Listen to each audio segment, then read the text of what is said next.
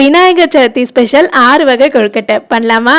Carrot கொழுக்கட்டைக்கு carrot பாலை pressure cook பண்ணி மசிச்சுக்கோங்க. இல்லை நெய், ஏலக்காய், சர்க்கரை எல்லாம் சேர்த்துக்கலாம். 1/4 கப் தண்ணிக்கு 1 கப் இடியாப்ப மாவு சேர்த்து நல்லா மிக்ஸ் பண்ணிடுங்க. இப்போ இலையில தட்டி உள்ள ஸ்டஃப் பண்ணி ஸ்டீம் பண்ணிங்கன்னா கொழுக்கட்டை ரெடி. அடுத்து மீதமான மாவை இந்த மாதிரி சின்ன சின்னதாக உருட்டிக்கோங்க. தண்ணியில் சேர்த்து நல்லா வெந்ததுக்கப்புறம் வெள்ளைப்பாகு, தேங்காய், ஏலக்காய் சேர்த்துக்கலாம். கடைசியாக தேங்காய் பால் சேர்த்திங்கன்னா சூப்பரான செட்டிநாடு பால் கொழுக்கட்டை. இப்போ பலாப்பழ கொழுக்கட்டை. நெய்யில் பலாப்பழம், வெல்லம், தேங்காய், ஏலக்காய் எல்லாம் சேர்த்து குக் பண்ணிக்கோங்க.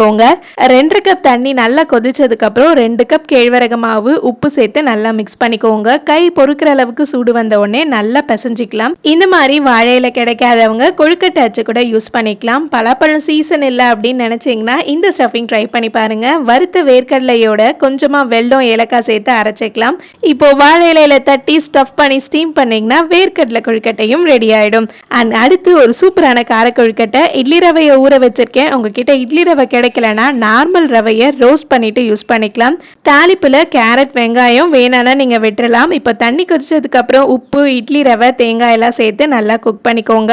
இந்த மாதிரி பிடிச்சிட்டு 5 நிமிஷம் ஸ்டீம் பண்ணீங்கன்னா ரெடி. இடியாப்ப மாவு வாங்க மறந்துட்டீங்கன்னா கிருஷ்ண ஜெயந்திக்கு வாங்கின அவலை இந்த மாதிரி அரைச்சிட்டு இதில் கொஞ்சம் தண்ணி சேர்த்து ஊற வச்சிருங்க. இல்லை ஏலக்காய், வெள்ளைப்பாகு எல்லாம் சேர்த்து மிக்ஸ் பண்ணிங்கன்னா கொழுக்கட்டை ரெடி. இந்த வீடியோ யூஸ்ஃபுல்லாக இருக்கும்னா மறக்காம சேவ் பண்ணிக்கோங்க. பாய் பாய்.